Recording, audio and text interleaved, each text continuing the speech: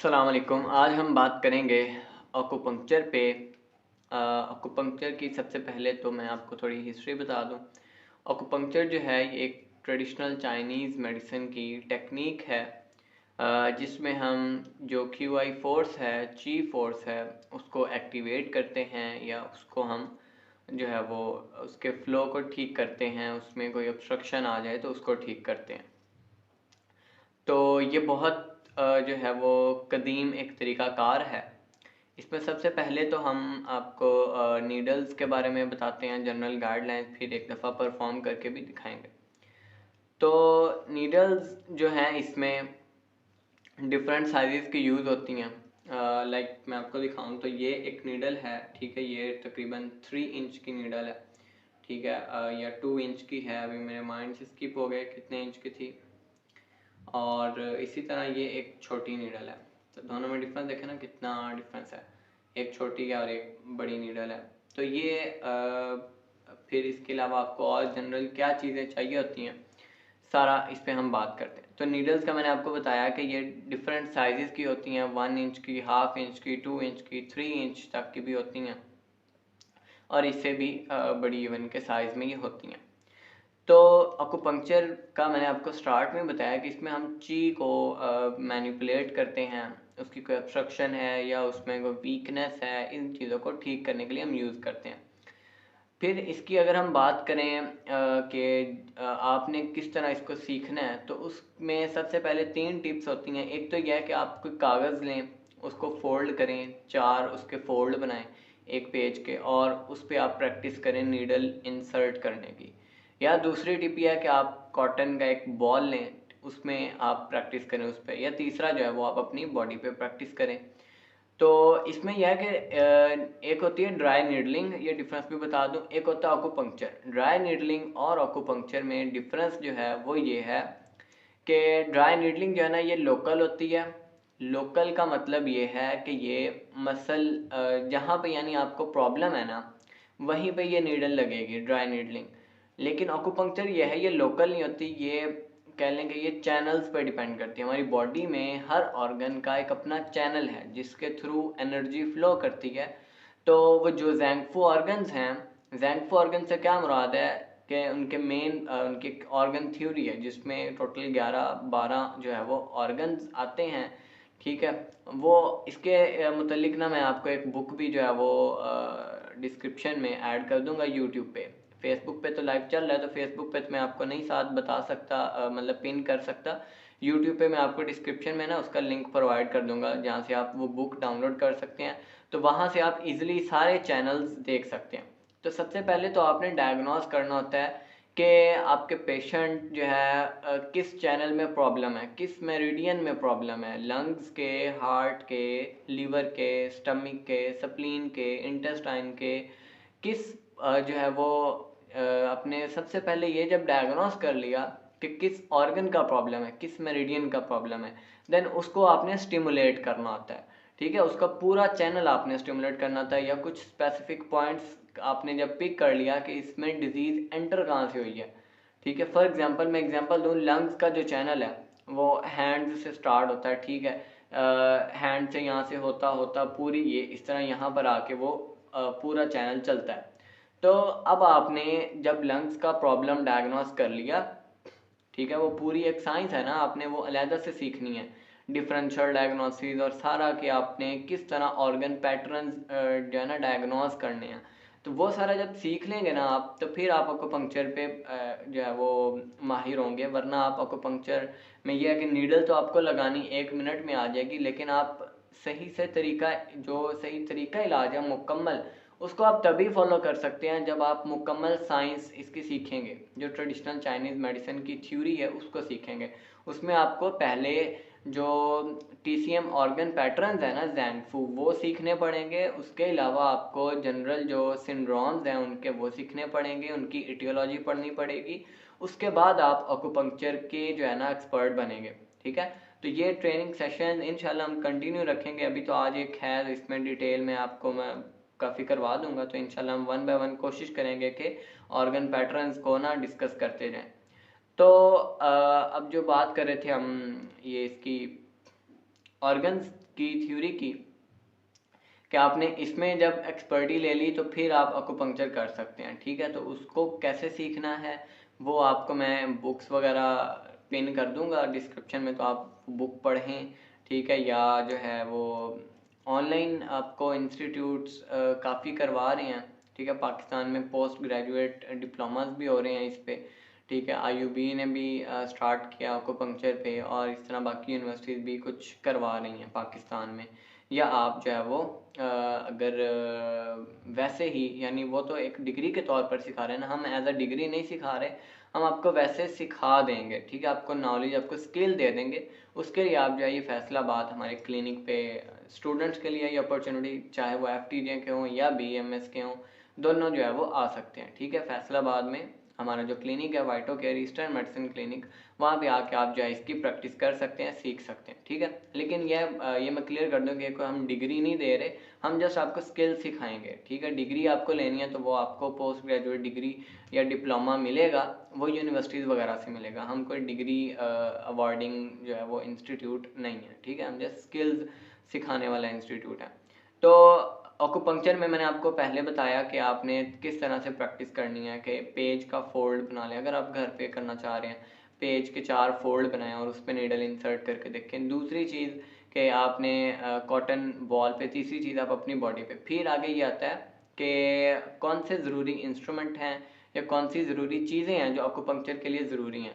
तो अक्यूपंक्चर के लिए एक तो आपके पास नीडल ज़रूरी है, ठीक है। नीडल जो है ना 3 तरह की होती है, एक 3 एज्ड नीडल होती है, एक ये होती है, इसको हम बोलते हैं फिलीफॉर्म नीडल, और एक और नीडल होती है। तो ये पाकिस्तान में यही ज़्यादा यूज़ होती है, फिलीफॉर्म नीडल, ठीक है। इसका मैं आपको बताऊंगा फिर कि इसमें क्या क्या चीज़ें हैं। तो अब ये नीडल है, मैं इसको ओपन कर रहा हूँ, ठीक है। तो इस नीडल में अगर आपको क्लियरली नज़र आ रहा हो तो ये ठीक है।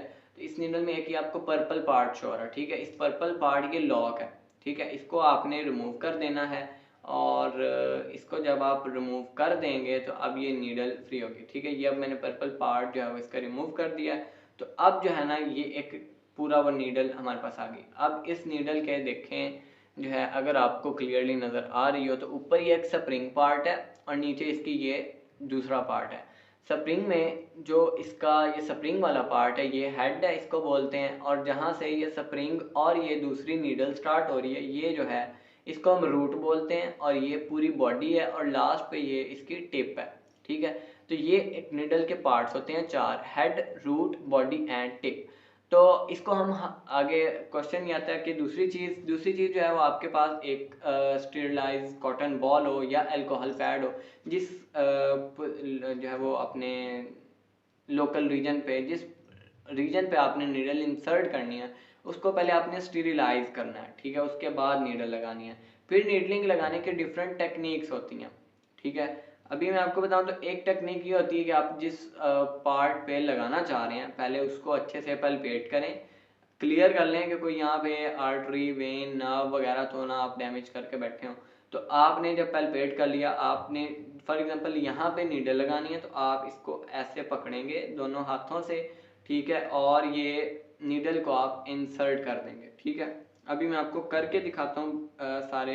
दूसरी होती है कि आप जो हम ड्राई नीडलिंग में यूज़ करते हैं टेक्निक, वो ये होती है कि आपने उस पॉइंट पे रखी नीडल और ऊपर से आपने इस तरह थ्रस्ट दे देना, ठीक है। बहुत माइनर सा थ्रस्ट देना है, बहुत जोर के नहीं कि आप बिल्कुल उसके हाथ से ही पार कर देंगे, उसके बिल्कुल नीचे सुई जो है ना वो आप जो है वो डाल दें। तो अब नीडलिंग की मैंने आपको ये 2 मेजर टेक्निक्स हैं जो यूज़ होती हैं। एक तो ये कि आपने यानी जहाँ पे लगानी है उसको पकड़ लें दोनों हाथों से, और दूसरे हैंड से ना आप जो है वो यानी अपने साथ असिस्टेंट रखें, उसको कहें कि यहाँ से पकड़ के रखें, या पेशेंट को कहें कि अपना हैंड यहाँ से पकड़ और आप नीडल आराम से इंसर्ट कर दें स्लोली स्लोली। दूसरा यह कि आप जो है वो थ्रस्ट से जो है वो नीडल अप्लाई कर सकते हैं, ठीक है। तो उसमें अब जो है ना ये होता है अगला क्वेश्चन कि क्या अकुपंक्चर से ब्लीडिंग भी हो सकती है। जी हाँ, ब्लीडिंग हो सकती है बाकायदा। ये एक इसके अंदर एक टेक्निक है जिसमें हमने टारगेट ही ब्लड को करना होता है, कि हमने निकालना ही ब्लड होता है, और ये पेनफुल होती है, पेनफुल नहीं होती, ठीक है। पेनफुल बाज़ कंडीशन में होती भी है, या सेंसिटिव पेशेंट्स में। तो इसमें ब्लड अगर आ जाए तो वो कोई परेशानी वाली बात नहीं है, ठीक है, उसको फ़ौरन से निकाल देना चाहिए नीडल को और स्टॉप कर देना चाहिए।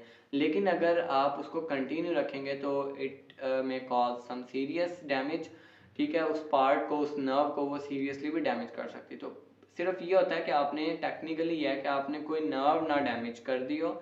वैसे ब्लड अगर वेन से, आर्टरी से आपने निकल भी आया तो वो कोई परेशानी वाली बात नहीं है, वो आप उसको फ़ौरन से स्टॉप कर देंगे।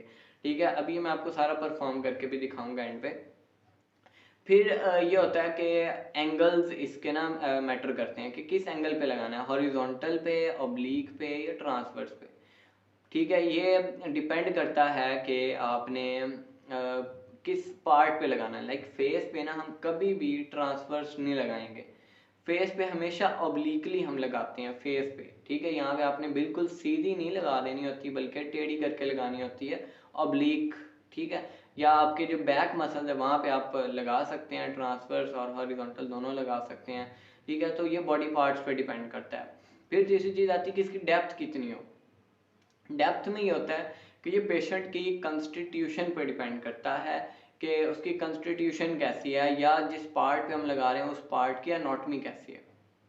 जैसे अभी एंगल पे बात कर रहे थे, फेस पे हम हमेशा ऑब्लिक लगाते हैं, इसी तरह जो नीडल है वो उसकी जो डेप्थ है ये बॉडी पार्ट के अकॉर्डिंग और इसके साथ साथ जो है वो ये बॉडी कंस्टिट्यूशन पर डिपेंड करता है। जहाँ पे फैट ज़्यादा है, जहाँ पे स्किन ज़्यादा है, ठीक है, जहाँ पे कोई सेंसिटिव ऑर्गन, कोई वाइटल ऑर्गन नहीं पड़ा हुआ जिस पार्ट के नीचे, जिस स्किन के नीचे, तो वहाँ पे आप डीप लगाते हैं। लेकिन जैसे फेस है तो यहाँ पे आप कभी भी डीप नीडल इंसर्ट नहीं करते, या ईयर्स हैं तो, या टंग है, यहाँ पे आप कभी भी डीप नहीं लगाते। ठीक है, आप यानी ये एक्यूपंक्चर, आप कानों में भी पॉइंट्स हैं, ठीक है, प्रॉपर ये एक थेरेपी है। और इसी तरह जो है आप टंग में भी लगाते हैं, ठीक है, ज़ुबान के अंदर भी नीडल आप लगा सकते हैं, लेकिन वो बहुत माइनर। ठीक है, ये नहीं कि आप डीप ले रहे हैं और डैमेज करके बैठे हो सारा कुछ, उसका बाद में सेंसेशन ही ख़त्म हुई हो। तो ये एंगल और डेप्थ पे बात हो गई। तो नेक्स्ट जो है ना ये आता है कि अभी इसके बाद क्या पॉइंट रह गया आपका। हाँ, इसमें पर्पस क्या है। पर्पस जैसे मैंने आपको स्टार्ट में बताया कि हमने सारा फोकस ची पे है, क्यू आई फोर्स पे है। तो जब आपने नीडल लगाई है तो आपने वेट करना है जब तक क्यू आई का अराइवल नहीं होता, क्यू आई फोर्स उस पॉइंट तक आ नहीं जाती, तब तक आपने नीडल रिटेन नहीं करनी, निकालनी नहीं है, विड्रॉ नहीं करनी। ठीक है, तो ची के आने तक आपने जो है वो नीडल रिटेन रखनी है, यानी उसको अंदर रहने देना है। नॉर्मली 15 से 20 मिनट आप एक्यूपंक्चर एक पॉइंट पे करते हैं, लेकिन बाद पेशेंट्स ऐसे होते हैं जिनमें ची इससे भी लेट अचीव होती है, इससे भी लेट आती है, तो वहाँ पे आप जो है वो कुछ डिजीजेज ऐसी हैं कि वहाँ पे आप घंटों भी आपको लग सकती हैं, एक नीडल एक पॉइंट पे लगानी पड़ सकती है आपको। तो जो ची है ये बेसिकली एक इसका मैं इंट्रो दे दूँ आपको, क्योंकि आपके लिए एक नई टर्म होगी। ची जो है ये एक वाइटल फोर्स है बॉडी की, जो कह लें कि जिसे हम तिब के अंदर उमूर तबैया में जैसे हम रूह पढ़ते हैं ना, वैसे ये ची है। तो रूह या न्यूमा इसके लिए एक टर्म यूज होती है, ये और चाइनीज में ची, ये सेम चीज़ है। ठीक है, ये एक इनविजिबल फोर्स है जो ऑर्गन्स की फंक्शनिंग के लिए एक बहुत ज़रूरी रोल प्ले करती है, और ये ब्लड की इनिशियल फॉर्म है और हर फंक्शन यही ची करवाती है। तो ये ची हमने ठीक करनी होती है और इसी के अराइवल का आपने वेट करना होता है। अब आगे क्वेश्चन ये आता है कि इसके अराइवल के सिम्टम्स क्या हैं। इसके अराइवल के सिम्टम्स ये हैं कि जिस पॉइंट पे आपने नीडल लगाई है वो एरिया, उस पेशेंट को सोरनेस उस जगह पे फील हो, नंबनेस फील हो, डिस्टेंशन फील हो, हैवीनेस फील हो, या वो एरिया आपका वैसे ही हॉट हो जाए। तो ये चीज़ के अराइवल के सिम्टम है। या फिजिशियन के लिए ये सिम्टम है जब जहाँ पे आपने नीडल लगाई है, अगर नीडल मूव करना स्टार्ट हो जाए, ऊपर उसका जो स्प्रिंग लगा है वो थोड़ा स्टार्ट हो जाए हिलना, तो ये जो है वो अराइवल ऑफ ची के सिम्टम्स हैं। जब आपने ये देख लिया तो फिर उसके बाद कुछ मिनट के लिए लगा रहने दें और फिर आप विड्रॉ कर लें नीडल को। ठीक है, 15 से 20 मिनट मैंने आपको बताया नॉर्मली, और वैसे आप घंटों तक भी कुछ डिजीज़ में लगाते हैं जहाँ पे नीडल सेंसेशन बहुत कम होती है पेशेंट्स में। तो फिर आगे ये आता है क्वेश्चन कि ची अगर अराइव ना हो, ची ना उस पॉइंट पे आ सके, तो फिर क्या फ़ायदा है एक्यूपंक्चर का। फिर इसका कोई फ़ायदा नहीं है। तो आप क्या करें कि ची अचीव हो उस पॉइंट पे। ये कुछ टेक्निक्स होती हैं जो हमने अचीव करनी होती है, ठीक है। अगर आपको ची 10 मिनट आपने लगाई रखी है, वेट किया, पेशेंट को कुछ नहीं फील हो रहा, ना सोरनेस, ना नंबनेस, ना डिस्टेंशन, ना आपकी नीडल मूव कर रही है, तो फिर आप क्या टेक्निक ऐसी अप्लाई करें कि ची उस पॉइंट पे आ जाए। उसके लिए ये होता है कि आपने जहाँ पे नीडल लगाई है उसके जो आसपास वाला एरिया है उसको अच्छे से पेल्पेट करें। वहाँ पे आप अकुप्रेशर वाली टेक्निक अप्लाई करें। अकुप्रेशर ये होता है कि आपने थंब से नीडल के आसपास वाला इस तरह से जो है वो अच्छे से उसको सर्कुलेट करना है प्रेशर के साथ, ठीक है। या वो पूरा मेरिडियन जो है, जैसे लंग्स का बताया, यहाँ से यहाँ तक मेरिडियन है, तो आप पूरे मेरिडियन के पॉइंट्स को स्टिमुलेट करें, ठीक है, इस तरह से। तो वो इस तरह यह है कि आपकी चीज़ जो है वो जल्दी आ सकती है उस पॉइंट पे। दूसरी टेक्निक ये है कि आपने जो नीडल लगाई है उसको आप ये इस तरह करके नीडल स्प्रिंग को आप 3-4 दफ़ा मूव करें, और बहुत स्मॉल एम्पलीट्यूड के साथ। ये नहीं कि आप बहुत ज़ोर से करें और आपकी नीडल अंदर ही टूट जाए और वो नुकसान हो जाएगा पेशेंट का। तो बहुत स्मॉल एम्पलीट्यूड के साथ आप नीडल के स्प्रिंग को जो है वो प्लग करें, या उसको जो है ना वो थोड़ा जर्क दें, ठीक है। तो इससे भी आ जाती है। या ये होता है कि आप कुछ और टेक्निक्स होती हैं, वो उसमें यह है कि आप जहाँ पे नीडल लगाए ना उसको रोटेट करें, ठीक है, क्लॉकवाइज और एंटी क्लॉकवाइज। उससे भी चीज़ जो है वो अचीव हो जाती है, और ये बाद का काफ़ी पेनफुल प्रोसीजर भी बन जाता है जब आप रोटेट करते हैं। तो ये कुछ जो है वो टेक्निक्स हैं। अगर ची अचीव ना हो तो वो आप इस तरह से उसको ला सकते हैं उस पॉइंट पे। या इसमें ये होता है कि अगर फिर भी ना QI फोर्स उस रीजन में आए, तो इसका मतलब है कि आपने पॉइंट गलत जो है वो सिलेक्ट कर लिया। अब पॉइंट कैसे सिलेक्ट करना है ये पूरी एक साइंस है। उसके लिए मैंने आपको बताया कि आपको प्रॉपर किसी टीचर के अंडर फिजिकल आपको सीखना पड़ेगा। ये आपको ऑनलाइन या बुक्स पढ़ने से आपको कभी भी ये चीज़ नहीं आएगी। ये टोटली प्रैक्टिकल है। या इसको इसके लिए आप किसी यूनिवर्सिटी जो पोस्ट ग्रेजुएट डिप्लोमा करवानी है उधर जाएं, या जो लोकल इंस्टीट्यूट्स हैं स्मॉल लेवल पे जो डिग्री अवॉर्डिंग है वैसे आपको स्किल सिखाएं। फिजियोथेरेपिस्ट भी जो है वो करते हैं, उनके पास चले जाएं। ये मैंने आपको फैसलाबाद के जो लोग हैं उनके लिए है, उनके स्टूडेंट्स के लिए, फैसलाबाद के स्टूडेंट के लिए, आप हमारे क्लिनिक पे आ जाए, हम आपको सिखाएंगे। तो उसके लिए आपको प्रैक्टिकल आना पड़ेगा। हर पॉइंट की एक एनाटॉमिकल डिस्क्रिप्शन है और चाइनीज टर्म्स है, ठीक है, कि उसमें हम फिंगर्स के जो है ना अकॉर्डिंग मेजर करके पॉइंट सिलेक्ट करते हैं, ठीक है। हर पॉइंट की एक डिस्क्रिप्शन होती है कि ये पॉइंट यहाँ पे पड़ा है, और इसके लिए आपको आपके पास एक स्केलेटन भी पड़ा होना चाहिए, ठीक है। मेरे पास अभी पड़ा है लेकिन मैं अभी लाइव चल रही वीडियो तो आपको वो उठा के दिखा नहीं सकता। तो स्केलेटन आपके पास एक ज़रूरी होना चाहिए ताकि आप देख सकें कि जहाँ पे आप नीडल लगा रहे हैं ना वहाँ पे एक्चुअली पड़ा क्या हुआ है, ठीक है। उसके नीचे कौन सी बोन पड़ी है, उस रीजन पे कौन कौन सा ऑर्गन पड़ा है।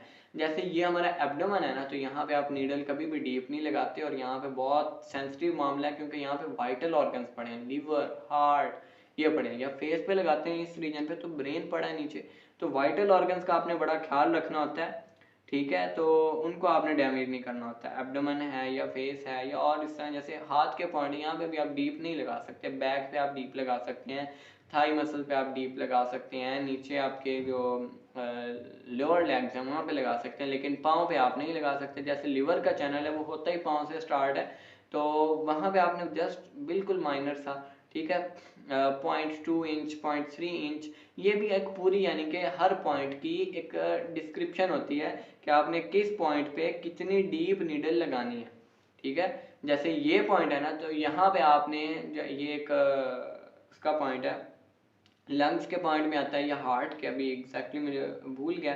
तो इस पॉइंट पे जो है ना आपने सिर्फ 0.2 इंच 0.2 इंच तक नीडल इंसर्ट करनी है, और ये नीडल 1 इंच की है। तो अगर आप यहाँ पे पूरी नीडल कर देंगे तो ये नीडल यहाँ से बाहर आ जाएगी और आप बहुत नुकसान कर देंगे। तो ये हर पॉइंट की एक डिस्क्रिप्शन होती है कि आपने किस पॉइंट पे कितनी डीप नीडल लेके जानी है, ठीक है। फिर अब हम इसके अलावा प्रिकॉशन दिया कि अगर जैसे मैंने आपको बताया, एक ही होता है कि ब्लड अगर आ जाए तो आपने फ़ौरन निकाल देने, या आपने नीडल यहाँ पे लगाई है, पेशेंट कह रहा है मेरे यहाँ पे पेन हो रही है बहुत, पूरी बाजू में कुछ फील नहीं हो रहा, आपने फ़ौरन से नीडल निकाल देनी है। और क्या करना है कि उसको जो है वो मसाज वगैरह करें ताकि जो है वो ब्लड फ्लो ठीक हो, ठीक है। और इसके अलावा प्रिकॉशनरी मेजर्स में या कंट्राइंडिकेशन में यह है कि प्रेग्नेंट वुमेंस में जो है ना बड़ी केयरफुल करनी पड़ती है, बच्चों में बड़ी केयरफुल करनी पड़ती है। तो ये कुछ स्पेशल पॉपुलेशन है जिनका ख्याल हमें रखना पड़ता है, ठीक है। इसके अलावा जो है इसकी कंट्रांडिकेशन में ये ब्लड आ सकता है, या वो पूरे पार्ट आपका डैमेज हो सकता है, या पूरे पार्ट में सेंसेशन ख़त्म हो सकती है, या इसके अलावा जो है अगर उस एरिया पे लोकल रिस्पॉन्स आ गया, लाइक आपने नीडल लगाई, रेड हो गया एरिया, बहुत ज़्यादा इरिटेशन होने लग गई, तो आप नीडल फौरी निकाल दें। फिर नीडल आपने लगानी कैसे है और निकालनी कैसे, अब उस पर हम आते हैं। तो अब ये मैं अपने फॉर एग्जांपल नीडल आपको इंसर्ट करके दिखाता हूँ, ठीक है। अभी क्योंकि मैं अपने खुद ही लगा रहा हूँ तो मैं दोनों हैंड्स तो यूज़ नहीं ना कर सकता, तो मैं इसलिए दूसरी टेक्निक यूज़ कर रहा हूँ कि मैंने पॉइंट्स अच्छे से पैल्पेट कर लिया कि ये पॉइंट है जहाँ पे मैंने लगानी है, ये सर दर्द के लिए, नोजिया के लिए ये पॉइंट है, या फेस है तो ये पॉइंट होता है, ये हेडेक वगैरह के लिए, तो ये पॉइंट बड़ा इजीली मुझे एक्सेसिबल है तो मैं यहाँ पे लगा सकता हूँ, ठीक है। या इसके अलावा और ये कि आपने फ्रंट वाली जो साइड है ना, इस पर कोई नीडल का पॉइंट नहीं है, कोई एक्यूपंक्चर का पॉइंट नहीं, आप यहाँ पे जो है वो नीडल नहीं लगानी होती। तो अब यहाँ पे जो है ना मैं ये नीडल जो है वो लगाने लगा हूँ, देखते हैं। ये मैंने पॉइंट रखा और ये मैंने इसको क्या किया कि ये फिंगर है, ये स्प्रिंग है, और मैंने ये कर दिया। अब ये नीडल मेरे लग गई है, ठीक है। आप देख सकते हैं नीडल अब लग गई है। तो अब मैंने हाथ को क्या करना है, इसको सपोर्ट देनी है कि ये नीडल अब हिलती जुलती ना। अब आप देख रहे हैं नीडल कैसे मूव कर रही है, इसको ऑब्जर्व करें अच्छे से। अब मैं तो हाथ नहीं हिला रहा, नीडल आप देखिए कैसे मूव कर रही है, ठीक है। तो ये रिस्पॉन्स है ची के अराइव होने का। अब कितनी मेरी वैसी फार्म में अपने करता रहता हूँ नीडलिंग या करवाता रहता हूँ, तो इसलिए मेरा सिस्टम जो है वो ठीक है। बाहर पेशेंट होंगे, आप आधा आधा घंटा भी लगाएंगे, उनका कोई रिस्पॉन्स नहीं आता। और मेरे इस वक्त शदीद जो है वो एरिया हॉट हो गया, इसलिए अंदर आपको फील होती है इंटेंस। अब आपने निकालना कैसे, आप जहाँ पे आपने नीडल लगाई, आप उसके पास वाला रीजन क्या करें, अच्छे से पहले इस तरह से प्रेस करें, फिर आप नीडल को जेंटली रोटेट करें और इसको निकाल लें, ठीक है। अब ये निकाल दिया, ठीक है, बिल्कुल कोई ब्लड वगैरह नहीं आया, ठीक है। तो कोई परेशानी वाली बात नहीं, मतलब नीडल मैंने निकाल दिया। ये जो मैंने जैसे आपको प्रैक्टिकल करके दिखाया, वैसे ये 15 से 20 मिनट जो है एक पॉइंट पे लगानी है। या आपने जहाँ पे नीडल लगाई है उसके बाद आपने वहाँ पे थंब से प्रेस भी कर देना है टू प्रिवेंट ब्लीडिंग। आपने नीडल निकाली फौरन तो आप हो सकता है कि ब्लड ना आए, लेकिन बाद में आ सकता है, तो आपने अच्छे से बाद में उसको प्रेस कर देना है और मूव करते रहना है ताकि कोई मसला ना बने, ठीक है। अब मैंने कर दिया, अब ये बिल्कुल ठीक है। इस तरह बाकी जिस भी पॉइंट पे आप लगाना चाहें टेक्निक सेम है। फिर इसमें एक चीज़ मैंने आप देख रहे होंगे स्टेरिलाइज भी नहीं किया, क्योंकि मेरे हाथ बिल्कुल क्लीन है, अभी जो है वो वॉश करके बैठा था। लेकिन पेशेंट आपके पास है, उसको आपने स्टेरिलाइज करके फिर ही नीडल लगानी है, ऐसे नहीं लगानी, ठीक है। और इसके बाद मैं आपको एक चीज़ बताना भूल गया, रेनफोर्सिंग एंड रिड्यूसिंग, ये दो मेथड्स हैं जो हमने ख्याल रखना होता है ड्यूरिंग ऑक्यूपंक्चर। वो कैसे कि बाज़ केसेस में हमने रेनफोर्स करना होता है क्यूआई फोर्स को, और बाद में हमने रिड्यूस करना होता है क्यूआई फोर्स को। तो रेनफोर्सिंग टेक्निक ये है कि आप जो है, जैसे मैंने आपको बताया ना, जो पहली टेक्निक आपको बताई थी कि आपने अच्छे से पकड़ा और स्किन को ऊपर ले आए और आहिस्ता आहिस्ता आपने नीडल इंसर्ट की, ठीक है। तो ये क्या है, ये रेनफोर्सिंग मेथड, यानी आप अगर स्लोली अप्लाई करेंगे नीडल तो ये रेनफोर्स करेगा क्यूआई फोर्स को। लेकिन अगर आपने बहुत तेजी से नीडल इंसर्ट किया, जैसे मैंने थ्रस्ट के साथ किया, तो ये रिड्यूसिंग मेथड होता है। और फिर निकालते वक्त भी आपने यही किया। अगर तो आप स्लोली निकालें, यानी पहले थोड़ी सी निकाली, फिर बाद में 3 स्टेप बेबी स्टेप्स में आप नीडल निकालेंगे तो ये रेनफोर्सिंग मेथड है। लेकिन अगर आप फौरन निकाल लेंगे तो ये क्या है, रिड्यूसिंग मेथड है।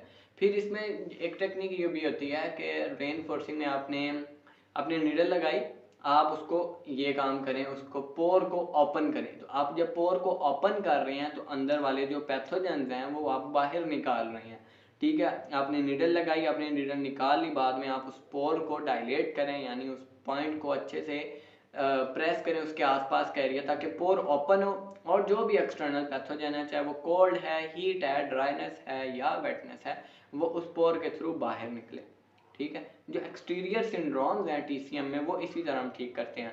या ये होता है कि अगर आपने इम्यूनिटी मजबूत करनी है, अंदर वाला जो रेजिस्टेंस है वो मजबूत करनी है, तो फिर आपने क्लोजिंग करनी होती है पोर की। अभी मैंने जो सिस्टम किया था वो क्लोज किया था कि मैंने नीडल निकाली, फौरन से मैंने प्रेस कर दिया ताकि पोर ओपन ना हो, क्लोज रहे, ठीक है। इससे यह है कि आपकी ची आई यहाँ तक और आपने उसको निकलने से पहले दबा दिया, तो वो अब इस एरिया में अक्यूमुलेट रहेगी और ये आपकी बॉडी में रेजिस्टेंस पैदा करेगी। आपको बाहर से कोई पैथोजन इंटरनल एंटर नहीं हो सकेगा, वो अंदर से आपको अफेक्ट नहीं कर सकेगा। लेकिन अगर वो अंदर आ चुका है, आपकी बॉडी के अंदर इन्वेड कर गया कोई external pathogen, in TCM we have 6 pathogens, ठीक है। तो उसमें ये कोल्ड है, हीट है, ड्राई है, विंड है, ये इसके कंपाउंड पैटर्न्स हैं। तो वो सारे जो है वो आप इंटरनेट से सर्च करेंगे तो आपको मिल जाएंगे। तो हम ये एक्सटर्नल पैथोजेंस को ठीक करने के लिए भी करते हैं कि आपने निकालना है बॉडी से तो आप पोर्स को ओपन करते हैं, और अगर आपने उनको रेजिस्टेंस पैदा करनी है उनके अगेंस्ट, आपने इम्यूनिटी मजबूत करनी है, तो फिर आप उन पोर्स को क्या करते हैं, क्लोज करते हैं, ठीक है। रेनफोर्सिंग और रिड्यूसिंग में मैंने आपको एक टेक्निक बताई, स्लोली एंड रैपिडली थ्रस्ट की, और निकालने के भी। अगर आप स्लोली निकालेंगे तो ये रेनफोर्सिंग है, और अगर अचानक से निकालेंगे तो ये रिड्यूसिंग होता है। फिर इसके अलावा ये कि अगर आप बेबी स्टेप्स में, लाइक आपने नीडल लगाई थी 0.8 इंच डीप, ठीक है, 0.8, इसको भी कहते हैं कि setting the mountain on fire, ठीक है, कि आपने नीडल लगाई थी डीप 0.8 इंच।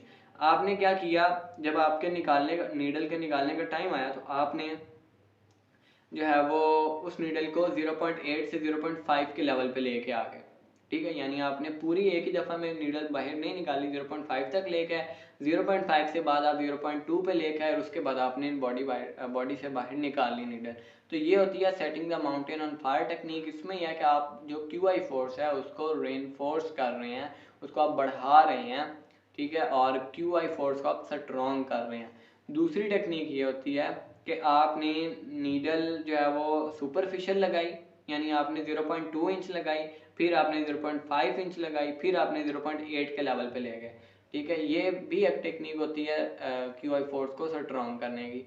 तो ये इसके लिए भी एक तो खास टर्म यूज होती है चाइनीज़ में, वो अभी मेरे माइंड में नहीं है, ठीक है। ये तो था अकुपंक्चर के बारे में। इसके अलावा बाकी आप इसमें एक्सपर्टी कैसे बन सकते हैं वो मैंने आपको बताया कि आप उसके लिए आपको TCM की पूरी थ्योरी पढ़नी पड़ेगी, उनकी ज़ेंग-फॉर्गन थ्योरी, उनकी जो सिंड्रोम की जो डिफरेंशिएशन है ना, एक्सटीरियर सिंड्रोम, इंटीरियर सिंड्रोम, यिन यांग सिंड्रोम, हर ऑर्गन का फिर सिंड्रोम होता है, हर ऑर्गन के डिफरेंट 4-4, 3-3 पैटर्न्स होते हैं। तो ये सब आप जब सीखेंगे ना, फिर आप एग्जैक्टली अकुपंक्चर में माहिर बनेंगे। ऐसी आप कोई वीडियो देख के माहिर नहीं बन सकते। वीडियो देख के आप सीख तो सकते हैं कि आपको नीडल लगानी आ जाए, लेकिन आप ये कैसे सिलेक्ट करेंगे कि आपने किस बीमारी में कौन सा पॉइंट लगाना है और किस बीमारी में किस पॉइंट से प्रिवेंट करना है। तो ये सारी चीज़ें जो है ना आपको प्रैक्टिकली ही आएंगी। वैसे आप अपने नॉलेज के लिए बुक वगैरह पढ़ सकते हैं, वो मैं आपको इंशाल्लाह डिस्क्रिप्शन में दे दूंगा। इसके अलावा इंशाल्लाह कोई और आपका क्वेश्चन हुआ तो आप कमेंट सेक्शन में पूछ लें, तो इंशाल्लाह उसका हम आपको आंसर जो है वो दे देंगे। तो यही कुछ था अकुपंक्चर के बारे में। मिलते हैं इंशाल्लाह फिर नए किसी टॉपिक के साथ। तब तक के लिए अल्लाह हाफिज़।